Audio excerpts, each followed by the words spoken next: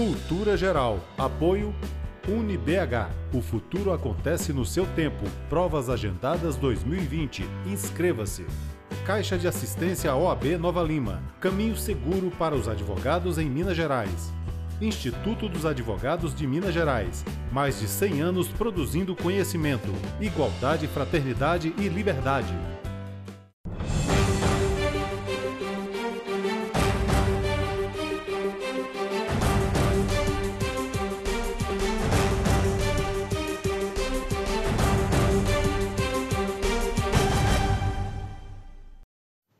Olá, sejam todos bem-vindos mais uma vez ao Cultura Geral.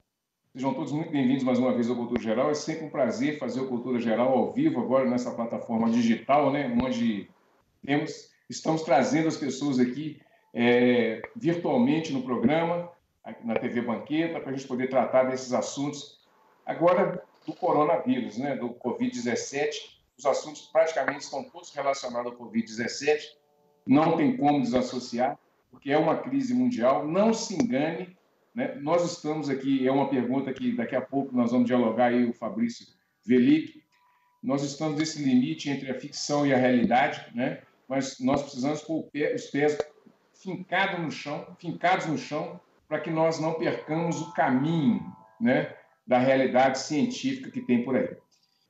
Hoje, para tratar desse assunto, um pouquinho de fé, um pouquinho de filosofia, um pouquinho de esperança, nós estamos recebendo aqui o doutor Fabrício Velic, né? Doutor em teologia, filósofo, uma pessoa de alto nível intelectual, que vem até aqui o Cultura Geral para discutir um pouquinho sobre essas coisas, falar um pouquinho também de esperança, o que a gente pode ter, como é que filosoficamente a gente precisa pensar nesses assuntos todos que estão acontecendo. Fabrício, seja muito bem-vindo, é um prazer te receber mais uma vez aqui no Cultura Geral e eu me sinto muito honrado com a sua presença. Eu que agradeço o convite, como sempre é um prazer poder dialogar sobre essas questões com você, com o pessoal que assiste a TV Banqueta, ainda mais num momento desse tão conturbado, com essa pandemia que está acontecendo, essa questão do Covid-19 que a cada vez mais está se alastrando, os números estão aumentando no Brasil, então é bom, eu acho que abordar alguns assuntos, principalmente com relação às questões de fé, às questões de esperança. Geralmente, em momentos de desastres, em momentos de pandemia, as pessoas elas começam a se voltar muito por uma questão religiosa, por uma questão de fé. Então, eu acho que é muito interessante ter essa oportunidade e eu me sinto muito grato pelo convite.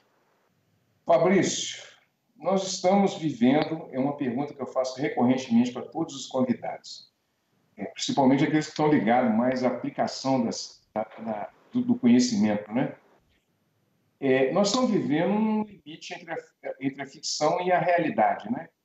Como é que você está se sentindo nesse momento e como é que você, como teólogo, né, percebe essa situação que a gente está vivendo? Bom, no primeiro momento, eu acho que toda tentativa de, às vezes, transformar isso que nós estamos vivendo em uma mera ficção, em algo que não existe, em algo que é somente uma campanha da mídia para atracar o desespero, eu acho que isso é uma postura, no primeiro momento, muito irresponsável, dado que os fatos mesmo mostram o que está acontecendo ao redor do mundo.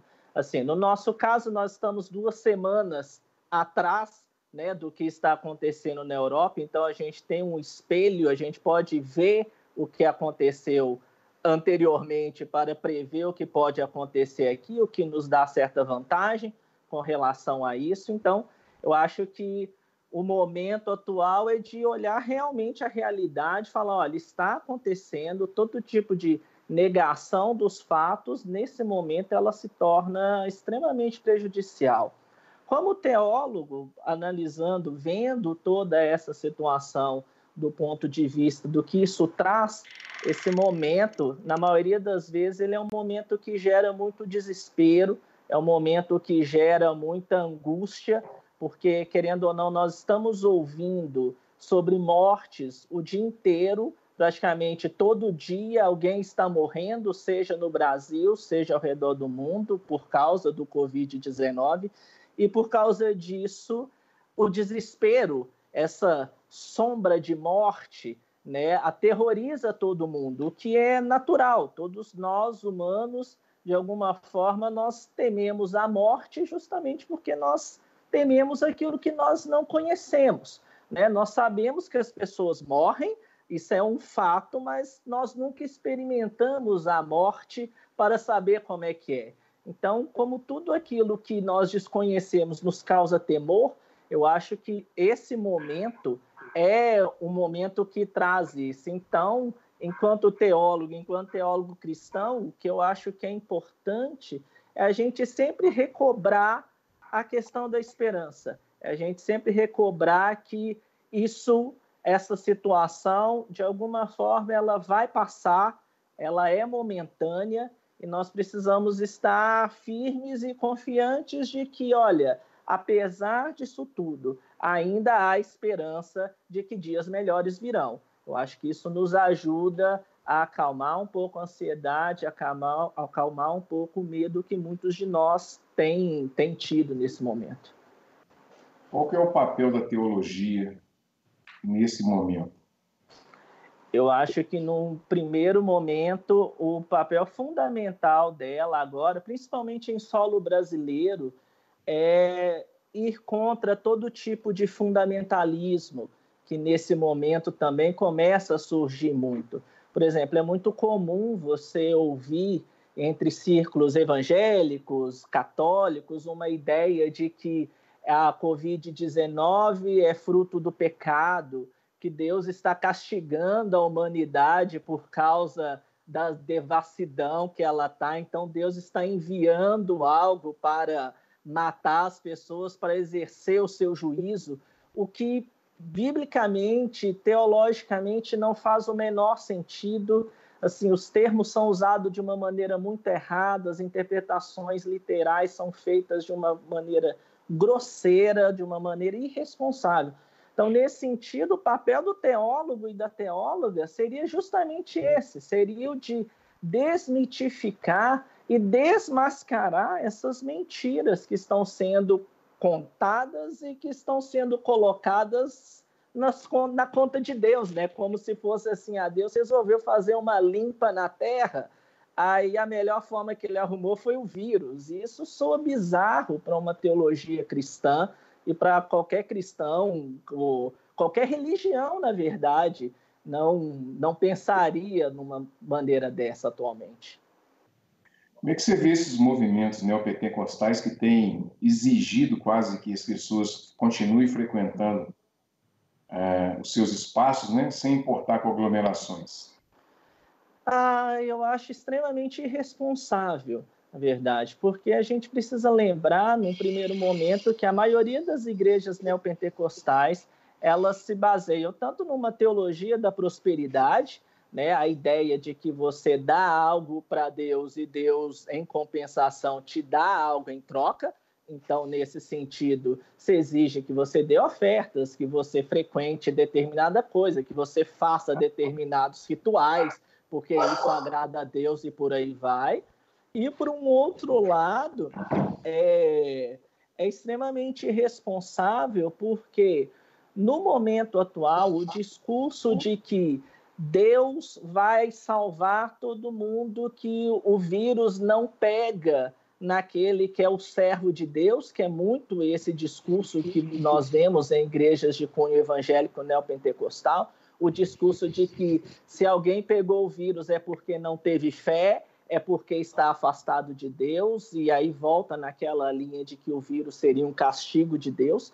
Então, nesse sentido, a posição da igreja neopentecostal, ela se mostra uma posição muitas vezes má, com uma índole má mesmo, querendo as aglomerações, querendo que as pessoas vão para lá para dar suas ofertas, para financiar toda a estrutura que se há, e, ao mesmo tempo, eu vejo como uma atitude fruto de uma leitura fundamentalista do texto bíblico, uma leitura literal do texto, sem uma reflexão cristã, teológica e bem fundamentada de todo o arcabouço teológico que hoje nós já temos bem fundamentado, tanto no Brasil como mundialmente. A hermenêutica, nesse caso, faz muita falta? Nossa, demais! Você pode perceber que a maioria das vezes os textos bíblicos usados para justificar seja o que for, porque há uma máxima na teologia de que assim, um texto tirado do seu contexto, ele serve de pretexto para você dizer o que você quiser. Então, você consegue justificar todas as coisas, todas as mazelas do mundo, tudo que acontece de bom e de ruim, se você forçar o texto, você tira ele do contexto e você justifica qualquer coisa. Para você ter uma ideia, nós sabemos da história, né? A Bíblia já foi usada para justificar a escravidão, foi usada para justificar o nazismo, é usada muitas vezes para justificar o racismo, é usado para N coisas. Então, há uma deficiência de interpretação enorme hoje em dia. Então, nesse caso, a teologia ela se mostra muito importante, tanto o estudo teológico como o estudo religioso, o estudo filosófico e por aí vai. Eu queria que você fizesse uma ponderação em cima da sua tese de doutorado, né? Que foi feita em cima de um livro, me parece, né? De um dos grandes teólogos do mundo, né? Você poderia contar um pouquinho para a gente, só para a gente poder orientar as pessoas que estão nos assistindo, ter um pouquinho da noção da personalidade intelectual que você é. Bom, na verdade, a minha tese ela foi baseada na teologia de um teólogo alemão chamado Jürgen Moltmann. Ele ainda é vivo, já está com mais de 95 anos já. E a minha tese ela trabalhou a questão da pneumatologia, que é o termo técnico para falar da pessoa do Espírito Santo, e o diálogo interreligioso. Então, na minha tese, a proposta seria como, por meio do Espírito Santo, na teologia cristã, é possível propor um diálogo interreligioso na atualidade. Então, eu uso por base a pneumatologia desse teólogo alemão. Jürgen Moltmann é um grande teólogo, é talvez um dos maiores do século XX, ele é um cristão reformado, luterano, então, e ele é bastante conhecido justamente por um livro chamado Teologia da Esperança, que é até das temáticas que a gente está abordando nesse programa, que é a questão da esperança. Então, ele escreve esse livro por volta na década de 60, se eu não me engano, em 64, justamente no período que a Alemanha estava saindo do pós-guerra, né? A guerra tinha terminado em 45, então estava num momento de recuperação e ele percebeu o povo alemão bastante desmotivado, bastante assim, o que seria muito natural, né? Você acabou de perder uma guerra e seu país está todo destroçado. Então, ele propõe, em resposta à filosofia da esperança proposta por Ernest Bloch, ele propõe uma teologia da esperança, ou seja, e o estudo que ele faz é justamente esse, é de perceber que ao longo do texto bíblico, toda a história de Israel, toda a história do povo, seja de Israel, seja a igreja, ela é baseada na questão da esperança, de que Deus é aquele que age na história por intermédio do seu povo e, ao mesmo tempo, e esse que eu acho que é a grande questão da teologia da esperança, é que desmitifica a ideia de uma esperança meramente passiva, porque muitas pessoas têm a ideia de que esperança é somente esperar, né? Que se eu tenho esperança em Deus, então eu devo orar e simplesmente sentar na minha cadeira e esperar que Deus haja.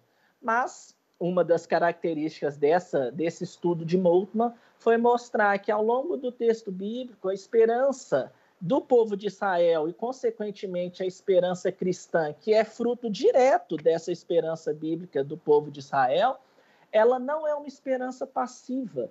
Muito pelo contrário, ela é uma esperança que age no mundo, de maneira que, uma vez que se crê que, no caso da esperança cristã, na ressurreição dos mortos, que haverá novos céus e nova terra onde habita a justiça, essa esperança gera em nós, deve gerar em nós, uma ação efetiva no mundo, uma ação de transformação da nossa realidade, como que indicando aquilo que o reino de Deus há de ser em sua plenitude no final de todas as coisas. Então, a teologia da esperança de Moltmann segue nesse caminho. E aí, logicamente, com base todo no estudo bíblico e teológico. Então, a minha tese, ela baseia-se não tanto na questão da teologia da esperança, mas mais na questão do Espírito Santo e do diálogo interreligioso propriamente dito, que claramente estão interligados, porque você só vai propor um diálogo interreligioso da maneira cristã, porque você tem a esperança de que a vontade de Deus é que haja uma comunhão entre as religiões, né? Não no sentido de uma religião universal, porque isso também não faria o menor sentido, mas a coexistência das religiões, uma convivência pacífica entre as religiões, sem os seus fundamentalismos e sem as suas guerras religiosas que nós conhecemos muito bem, infelizmente. Então, em linhas gerais, a tese trabalhou essa questão, entendeu? Então, foi um trabalho muito... Eu, sinceramente, gostei muito de ter pesquisado a temática. Foi recebido por ele, né? Que foi uma raridade, né? Sim, esse ponto foi muito importante. Eu tive a oportunidade, durante o período que eu estudei em Leuven, de poder visitá-lo na sua casa, na Alemanha, e conversar com ele a respeito da tese, ouvir algumas ponderações dele, algumas dicas que ele deu sobre a tese, bem como depois, no término, quando eu defendi, fui aprovado, eu enviei a tese para ele, ele me retornou, me parabenizando pela tese. Então, isso é muito raro, você poder fazer uma tese sobre utilizando determinado autor e receber dele um feedback positivo. Então, isso me alegrou demais e deu mais uma chancela no trabalho. Ô, Felipe, ontem e nesses dias para trás, por que eu fiz esse recorte? Porque nós fizemos o programa de ontem com dois mestres, né, do direito, um do direito tributário, dois doutores, né, do direito tributário e do direito internacional privado. E é unânime isso no ramo do direito, principalmente das pessoas que estão mais ligadas a esse estudo mais científico, e nós estamos vivendo um cenário de guerra. E nós vamos precisar muito da teoria da esperança, da teologia da esperança, depois que passar essa fase do Covid-19, nós teremos que reconstruir, não só o Brasil, mas o mundo inteiro, né? Nós vamos precisar de nos reconstruirmos todos, como nação, como povos e tal. Baseado na teologia da esperança, o que a gente pode já pensar numa reconstrução humana disso tudo que a gente está vivendo, com esse reencontro com a gente mesmo, né? A gente, quase 3 trilhões de pessoas, né? Confinadas em casa, praticamente obrigada a conviver com os seus, né? Conviver em família, reviver problemas familiares, conviver com as pessoas e tal. Como que a gente pode pensar, isso a gente pode começar a pensar e a discutir uma nova forma de encaixar aí a teologia da esperança como o renascimento de uma nova sociedade? Eu acredito que, num primeiro momento, essa situação de confinamento, pelo menos a esperança que eu tenho é que depois ela nos torne, depois que passar, nós possamos ser mais humanos do que nós temos sido até agora. Porque, querendo ou não, nós sabemos que essa pandemia ela coloca em xeque diversos valores do mundo ocidental, né? Principalmente uma questão de uma economia neoliberal, uma economia individualizada, a preocupação do indivíduo sobre todas as outras coisas. E o que essa pandemia está se revelando é que, olha, esse sistema econômico, da forma como o mundo está organizado, ele não dá conta de suprir as necessidades no momento de crise. Então, num primeiro momento, a primeira esperança que eu tenho é justamente essa, de que, após isso, nós sejamos mais humanos, nós estejamos mais atentos de que cada um precisa um do outro, porque é outro ponto interessante que essa pandemia revela, né? O fato de eu me preocupar somente em não pegar o vírus não é suficiente. Eu preciso preocupar, por isso do isolamento, né? Eu preciso preocupar que outras pessoas não peguem o vírus, porque também não adianta nada eu não pegar o vírus e o meu vizinho pegar o vírus, porque, consequentemente, eu vou pegar o vírus da mesma forma. Então, nesse sentido, essa humanização da sociedade, eu acho que é um dos grandes ensinamentos que isso traz no primeiro momento. No segundo momento, né, quando você fala da questão de uma reconstrução da sociedade, de uma reconstrução das formas de organizações sociais, eu acho que, nesse sentido, a teologia como um todo, e não somente a teologia cristã, porque eu acho que é importante frisar esse ponto. Não é somente a teologia cristã que se preocupa com essas coisas. Não é somente a teologia cristã que está pensando a questão da esperança. O budismo também está, a religião islâmica também está. Nós falamos mais de uma teologia cristã porque nós estamos num país majoritariamente cristão. Então, às vezes, tem mais sentido para nós falarmos de uma teologia cristã. Então, nesse sentido, eu acredito que a teologia, no caso cristã, ela pode cooperar muito justamente porque os valores humanos é algo presente numa teologia cristã. E a esperança que nos move de sermos semelhantes a Jesus, de andar como ele andou, de propor a comunidade como ele pensou que ela deveria ser, né? Amando o seu próximo como a você mesmo, não fazendo ao outro aquilo que você não gostaria que fizesse a você. Então, nesse sentido, há um fundamento muito propício para uma criação de uma nova comunidade humana a partir dessa proposta cristã, que também se encontra em outras religiões, claro. Como é que a filosofia entra nessa situação, nessa confusão toda que a gente está vivendo? Eu acho que, num primeiro momento, como eu lembro que eu já tinha falado da outra vez, na primeira conversa que a gente teve há alguns meses, a pergunta sobre a filosofia, e é interessante que eu lembro de ter falado que a filosofia ela nasce pelo se espantar diante do mundo, né? Eu acho que esse é o primeiro ponto, né? A filosofia nasce assim, você olha para o mundo e fala, meu Deus, o que é isso que está acontecendo? E a partir daí você propõe uma reflexão, propõe uma explicação racional a respeito daquilo que está acontecendo. Então, nesse sentido, eu acho que a contribuição da filosofia ela é muito grande para a atualidade, principalmente por questões, por exemplo, no caso hoje, as questões éticas estão em voga, né? Por exemplo, você tem que escolher entre... Pode chegar num ponto, como chegou na Itália, que você tinha que escolher quem vai morrer, quem é mais digno do respirador, quem tem o privilégio de ter um respirador e outro não. Isso é uma questão ética, né? Assim, por que o mais velho deve morrer para o mais novo viver?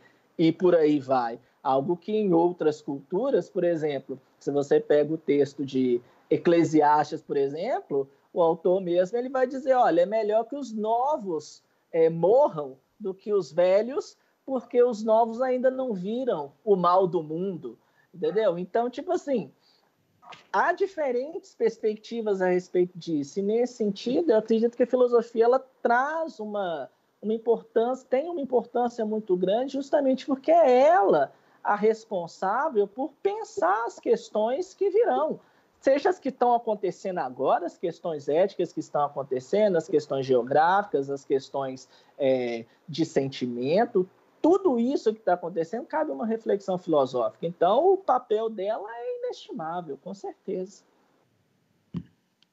A filosofia desafia... eu tenho que fazer essa pergunta. A filosofia desafia pessoas limitadas? Eu acho que sim, sempre. Na verdade, todo saber ele desafia as pessoas de alguma forma que não o querem, né? Porque é muito fácil nós vivermos no nosso conforto e com as convicções que nós temos, né? Rubem Alves ele já falava que as convicções são os piores demônios que nós podemos, né, ter conosco, justamente porque quando você está convicto de alguma coisa, é muito difícil alguém te convencer do contrário. E aí a máxima de que se a verdade está do meu lado, eu não preciso ouvir o outro, se torna extremamente prejudicial. Então, uma vez que a filosofia, né, ela é uma disciplina que tem como base o questionamento, né, o perguntar a respeito das coisas, então é lógico que isso vai gerar um incômodo nas pessoas que são convictas, tanto que você pode ver que realmente isso acontece.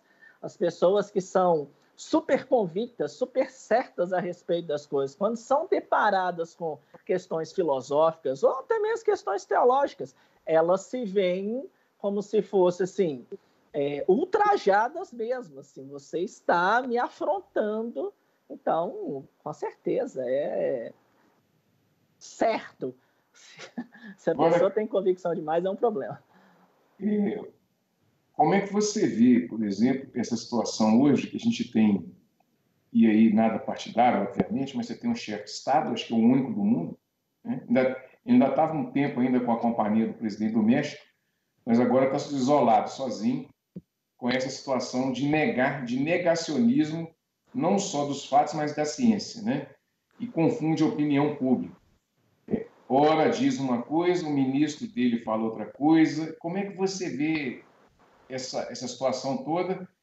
E, obviamente, que isso causa impacto, porque os seus seguidores, né, nesse processo de polarização que a gente está vivendo, os seus seguidores acabam replicando tudo aquilo que Bolsonaro fala a respeito, por exemplo, do não isolamento social, a preocupação exacerbada com a economia, quando todos nós sabemos que não existe economia sem pessoas, né? A própria economia fala, nos fundamentos da economia, que existem 3 fatores da produção, né, para que a economia possa andar, que é terra, capital e trabalho. Então, sem o trabalho, como qualquer outro fator da produção, não vai ser possível caminhar socialmente. E isso, quando é colocado em xeque, a pessoa não tem domínio, pelo menos básico disso, ela começa a fantasiar determinadas coisas. É um desafio, Fabrício? É um desafio enorme, mas por ser quem representa ser. E eu acho que esse que é um dos maiores problemas, porque, por exemplo, uma questão de fato, todo mundo sabe que você, em questões biológicas, em questões de doença, em questões de pandemia, como é o que a gente acontece, o que nós precisamos fazer é ouvir os especialistas da área, né? Não adianta eu querer explicar problema de saúde da população. Eu não tenho know-how para isso, eu não estudo isso, não é minha área. Então, tudo que eu for falar a respeito do que se deve fazer vai ser baseado numa mera opinião. O que eu preciso buscar é, olha, o que é que os especialistas da área estão falando a respeito disso. Então, nesse sentido, quando você tem um chefe de Estado que, ao invés de ouvir as opiniões dos especialistas, dos cientistas, dos que podem realmente trazer soluções práticas, efetivas, concretas para a sociedade num momento desse, quando você tem um chefe de Estado que vai contra isso, isso é muito perigoso e é muito prejudicial para todo mundo, não somente para os que o consideram um louco, alguém que, tipo assim, está totalmente desconectado do mundo, mas também para as pessoas esclarecidas, porque esses que seguem essa questão de um anti-ciência, anti-vacina, terra plana, essas bobeiradas, tudo, essas pessoas que seguem isso, quando é no campo da opinião, vai lá, mas quando é no campo de saúde pública, você tem um problema muito maior, porque essas pessoas podem ser responsáveis por infectar outras milhares de pessoas. Então, aí nós temos um problema muito sério e um problema de responsabilidade mesmo, responsabilidade social, não tentar e não ouvir a parte técnica, os cientistas, as recomendações dessa parte, é uma atitude irresponsável. e deveria ser punido isso, né? Os órgãos de governo, o STF e tudo mais, deveriam estar mais atentos a essa questão, que isso gera um problema social muito grande e é um crime, né? Na verdade, quando todos os cientistas estão falando fique em casa, você falar saia para a rua, entendeu? Isso é levar as pessoas para a morte. Então, isso, a meu ver, é uma atitude muito irresponsável. Fabrício, passa rápido, tá vendo? Para a gente encerrar, fé e esperança. Fé e esperança são duas coisas totalmente conectadas, né? Porque a nossa esperança, no caso, eu vou falar da perspectiva cristã, né?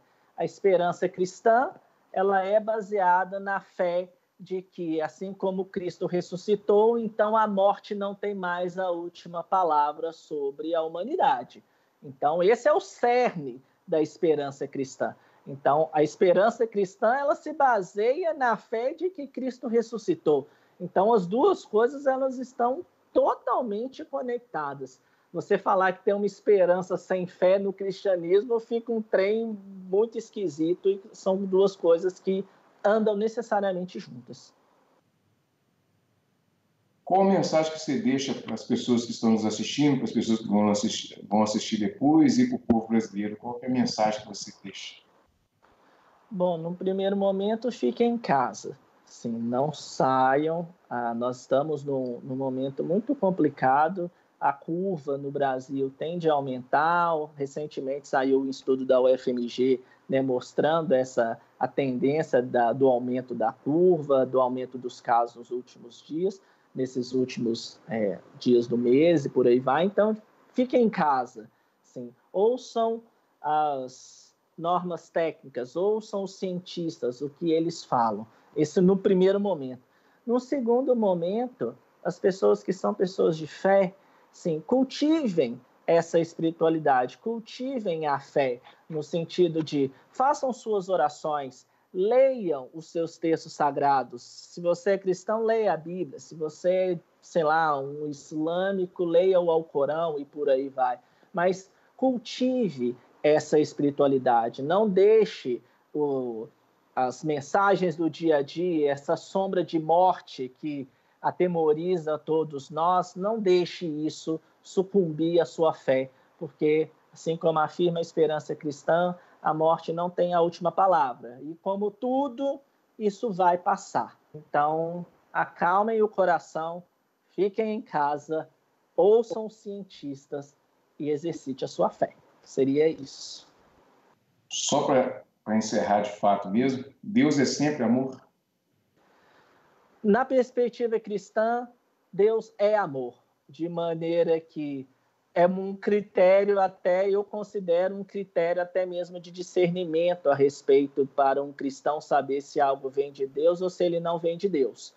Se há amor, só pode vir de Deus, porque todo amor vem de Deus. Se não há amor, não vem de Deus.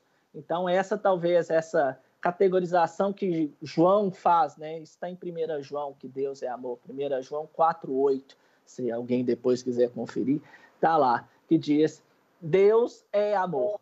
Então, tudo aquilo, e esse é o parâmetro para todas as coisas de fé, né? Da fé cristã. Tudo aquilo que é em amor só pode ser feito em Deus. E tudo aquilo que não é em amor, seja o que for, até as boas ações, se não são feitas em amor, não procedem de Deus. Então, isso é um ponto, assim, nefrálgico da fé cristã, o fato de que Deus é amor. Com certeza. Fabrício, muito obrigado, foi um prazer a gente conversar bater esse papo super interessante, né? Eu acho que para acalmar as pessoas um pouco também, porque está muito pesado o clima, né? As pessoas estão dentro de casa, então um bombardeio muito grande. Então, falar um pouco do que a gente precisa ouvir de fé, de esperança, né? De abstração também do pensamento é muito importante. Muito obrigado pela sua presença, foi um prazer muito grande falar com você, viu? Eu digo mesmo, muito obrigado pelo convite, é sempre um prazer poder participar do programa, poder falar e conversar sobre essas questões que eu particularmente acho muito bacana, né? Como já deu para perceber, eu geralmente me empolgo falando sobre essas questões. Então, é um prazer, estou sempre à disposição. Tá joia. Gente, chegamos ao final do programa Cultura Geral. Um grande abraço e amanhã estaremos de volta com mais um programa. Até amanhã, se Deus quiser.